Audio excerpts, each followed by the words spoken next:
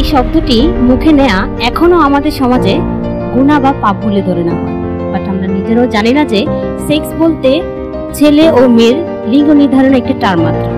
যাই হোক, রিপ্রোডাক্টিভ মানে কোনো কিছু প্রডিউস করা, উৎপাদন করা, এক কথা জন্ম দেয়া। মানব শিশু তার পিতামাতা থেকে জন্ম নেয় এবং নিজেরও পিতামাতা হয়ে শিশু জন্ম দেয়। এই প্রক্রিয়াটিকে বলা হয় রিপ্রোডাক্টিভিটি বা প্রজনন। এর সাথে স্বাস্থ্য বা হেলথ কথাটা তো অবশ্যই জড়িত, কেননা স্বাস্থ্য না থাকলে জন্ম দিবেই বা কিভাবে। একটি মানব শিশুকে গর্ভধারণ করতে হলে তার জন্য নিজের স্বাস্থ্যকে যথাযথভাবে প্রস্তুত করতে হবে এবং সুস্থ থাকতে হবে।